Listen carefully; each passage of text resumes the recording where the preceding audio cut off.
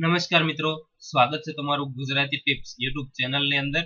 તો આજે આપણે આ વિડીયોની અંદર વાત કરીશું ઓક્ટોબર કરંટ અફેર્સ 2018 ના ભાગ 2 વિશે। તો મિત્રો આ વિડીયોની અંદર પણ આપણે 60 જેટલા મોસ્ટ આઈએમપી પ્રશ્નો વિશે વાત કરીશું। તો મિત્રો વિડીયો શરૂ કરતા પહેલા તમને જણાવી દઉં કે વિડીયો તમને પસંદ લાગે તો વિડીયોને લાઈક કરજો અને શેર જરૂરથી કરજો તથા આવા જ વિડીયો જોવા માટે પ્લીઝ અમારી આ યુટ્યુબ ચેનલને સબસ્ક્રાઇબ જરૂરથી કરી લેજો। તો હવે જોઈએ પહેલો કરંટ અફેર। તાજેતરમાં ભારતના નવા મુખ્ય ન્યાયાધીશ કોને બનાવવામાં આવ્યા છે? તો મિત્રો જવાબ આવશે રંજન ગોગોઈને। બે જોઈએ તો રંજન ગોગોઈ ભારતના કેટલામાં મુખ્ય ન્યાયાધીશ બન્યા છે? આવો પ્રશ્ન પણ પૂછાઈ શકે છે। તો મિત્રો રંજન ગોગોઈ ભારતના 46માં મુખ્ય ન્યાયાધીશ બન્યા છે। 3 રંજન ગોગોઈને કોના સ્થાને મુખ્ય ન્યાયાધીશ બનાવવામાં આવ્યા છે? એમ પણ પ્રશ્ન પૂછાઈ શકે છે। તો મિત્રો રંજન ગોગોઈને દીપક મિશ્રાના સ્થાન પર મુખ્ય ન્યાયાધીશ બનાવવામાં આવ્યા છે। 4 જોઈએ તો રંજન ગોગોઈને કોણે શપથ લેવડાવ્યા હતા? એવો પ્રશ્ન પણ પૂછાઈ શકે છે। તો મિત્રો જવાબ આવશે રામનાથ કોવિંદે। 5 મુખ્ય ન્યાયાધીશને શપથ કોણ લેવડાવે છે? એવો પ્રશ્ન પણ પૂછાય તો મિત્રો મુખ્ય ન્યાયાધીશને ભારતના રાષ્ટ્રપતિ હોય એ શપથ લેવડાવે છે। તો હાલના ભારતના રાષ્ટ્રપતિ છે રામનાથ કોવિંદે, એટલે રંજન ગોગોઈને રામનાથ કોવિંદે છે એ શપથ લેવડાવ્યા। 6 તાજેતરમાં યુવા એટલે કે યુથ ઓલિમ્પિકના ઉદ્ઘાટન સમારોહમાં ભારતના ધ્વજવાહક કોણ હતું? તો મિત્રો જવાબ આવશે મનુ ભાકર। 7 તાજેતરમાં કેટલામાં યુથ એટલે કે યુવા ઓલિમ્પિકનું આયોજન થયું છે? તો મિત્રો જવાબ આવશે તાજેતરની અંદર ત્રીજા યુવા ઓલિમ્પિકનું આયોજન થયું છે। 8 જોઈએ તો યુવા એટલે કે યુથ ઓલિમ્પિકનું આયોજન ક્યાં થયું છે? તો મિત્રો જવાબ આવશે અર્જેન્ટિનાની અંદર થયું છે।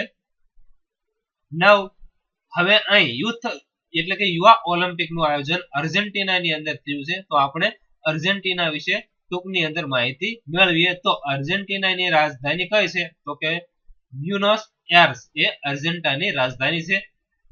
10 જોઈએ તો અર્જેન્ટિનાના વર્તમાન વડાપ્રધાન કોણ છે? તો મિત્રો જવાબ આવશે મોરિસિયો મેક્રી। 11 અર્જેન્ટિનાનું ચલણી નાણું કયું છે? તો કે પેસો। 12 તાજેતરમાં ઈરાકના નવા રાષ્ટ્રપતિ કોને બનાવવામાં આવ્યા છે? તો મિત્રો તાજેતરની અંદર ઈરાકના નવા રાષ્ટ્રપતિ બારહમ સાલીહને બનાવવામાં આવ્યા છે। તો મિત્રો ઈરાકના નવા રાષ્ટ્રપતિ બનાવવામાં આવ્યા છે એટલા માટે આપણે ઈરાકની વિશે પણ થોડીક માહિતી આપણે મેળવી લઈએ। તો ઈરાકની રાજધાની કઈ છે? તો મિત્રો બગદાદ। ઈરાકના વર્તમાન વડાપ્રધાન કોણ છે? તો મિત્રો હૈદર અલ અબાદી આ ઈરાકના વડાપ્રધાન છે અને રાષ્ટ્રપતિ તો આપણે જોયું આગળ કે અત્યારે નવા રાષ્ટ્રપતિ બનાવવામાં આવ્યા છે બારહમ સાલીહને। ત્યારબાદ જોઈએ તો ઈરાકનું ચલણી નાણું કયું છે? તો ઈરાકનું ચલણી નાણું છે ઈરાકી દિનાર। 16 તાજેતરમાં કોને UNEP champion of the earth 2018 એવોર્ડથી સન્માનિત કરવામાં આવ્યા છે? તો મિત્રો તાજેતરની અંદર યુએનઈપી ચેમ્પિયન ઓફ ધી અર્થ 2018 એવોર્ડથી નરેન્દ્ર મોદી અને ફ્રાન્સ પ્રમુખ એમ્યુઅલ મેક્રોનને એવોર્ડથી સન્માનિત કરવામાં આવ્યા છે।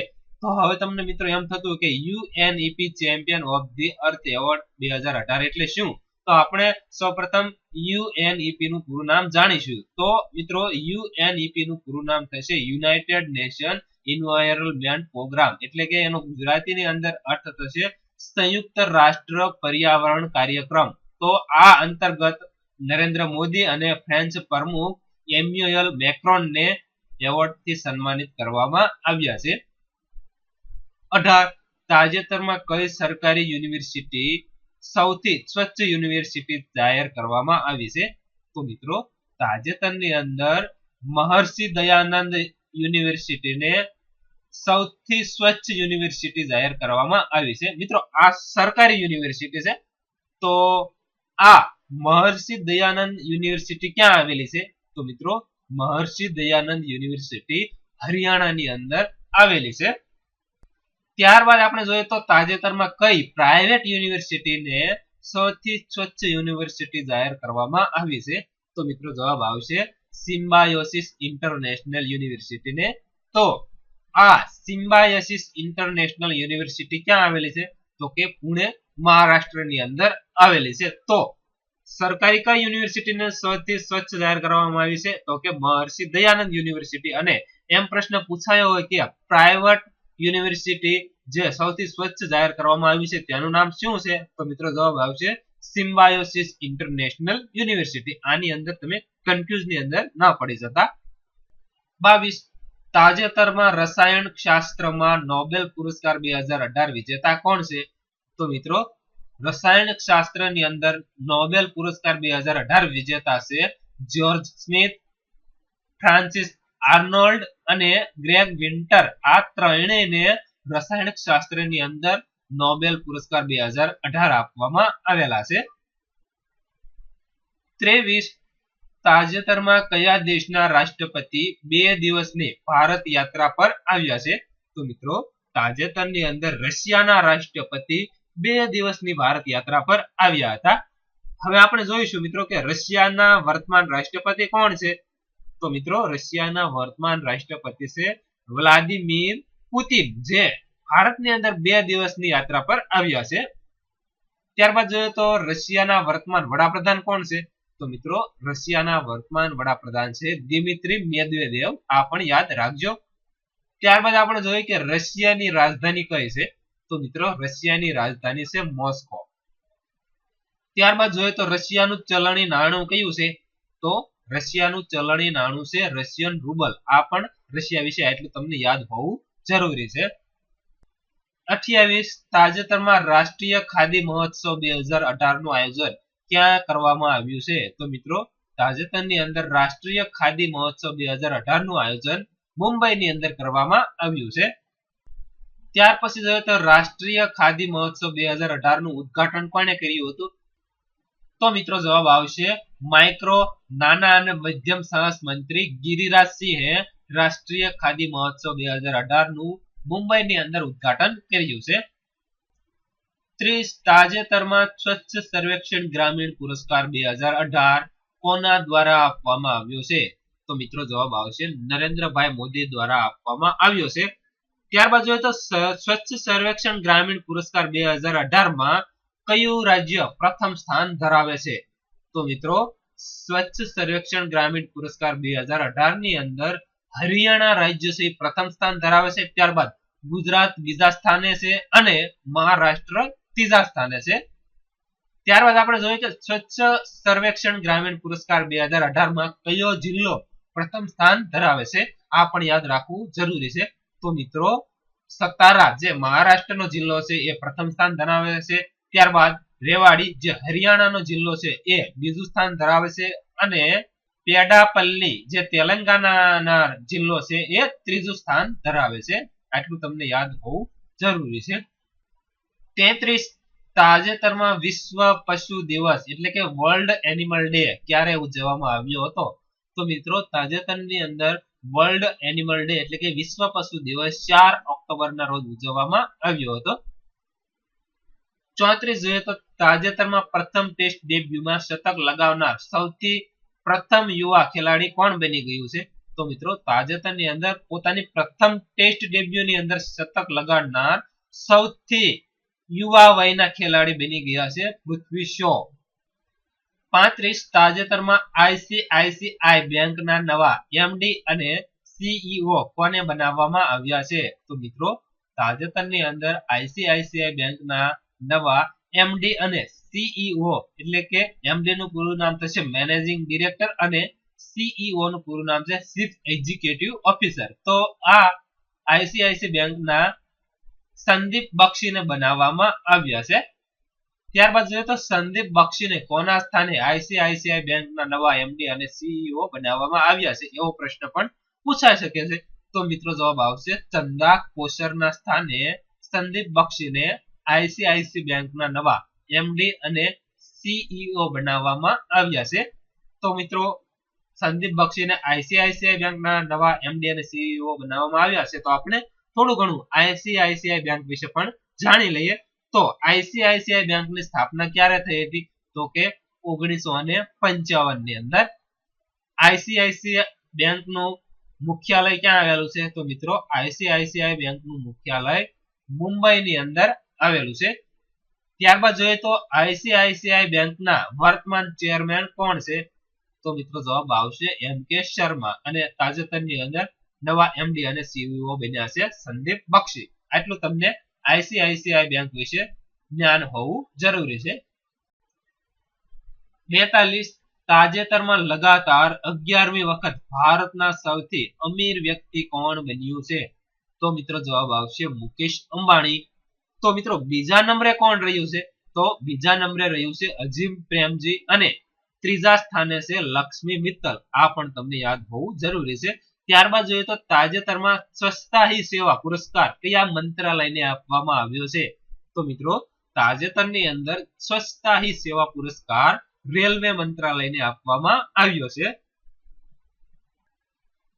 તો મિત્રો આ પુરસ્કાર રેલવે મંત્રાલયને આપવામાં આવ્યો છે. તો તમને રેલવે વિશે થોડું ઘણું માહિતી હોવી જરૂરી છે. તો મિત્રો ભારતના વર્તમાન રેલવે મંત્રી કોણ છે?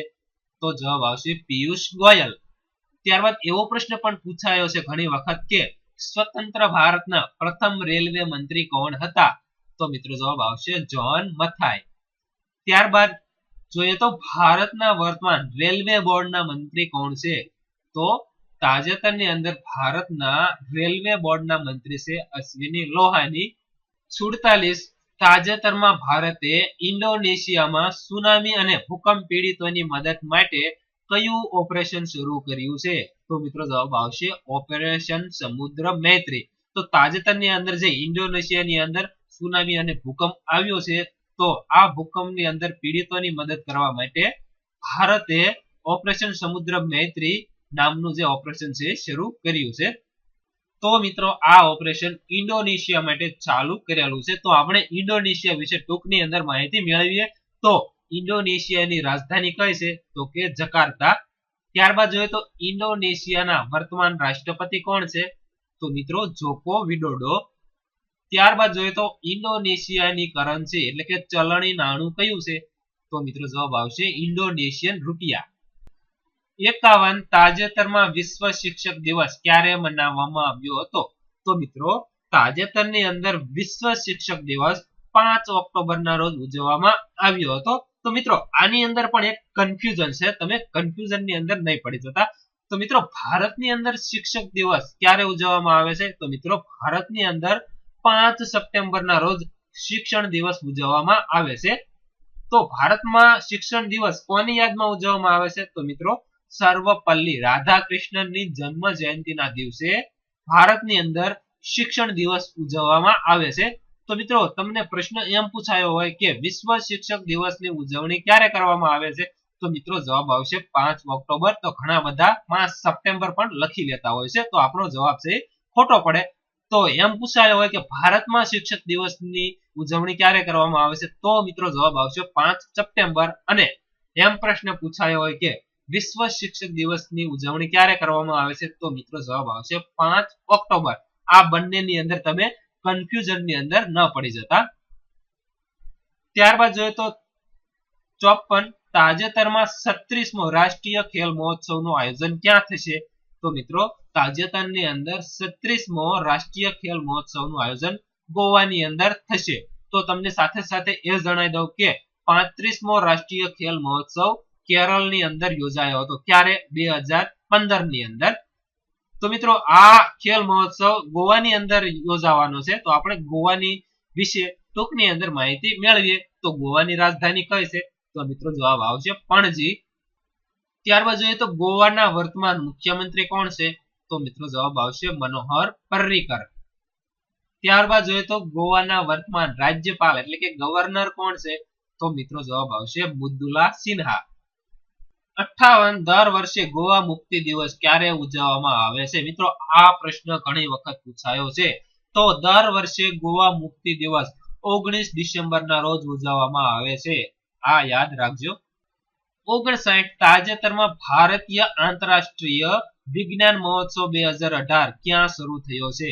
તો મિત્રો ભારતીય આંતરરાષ્ટ્રીય વિજ્ઞાન મહોત્સવ 2018 લખનૌની અંદર ચાલુ થયો છે. ત્યારબાદ જોઈએ તો ભારતીય આંતરરાષ્ટ્રીય વિજ્ઞાન મહોત્સવ 2018 કેટલામો મહોત્સવ છે? તો મિત્રો આ ચોથો મહોત્સવ છે. તો હવે મિત્રો આજનો સવાલ જેનો જવાબ તમારે કોમેન્ટ બોક્સની અંદર આપવાનો રહેશે.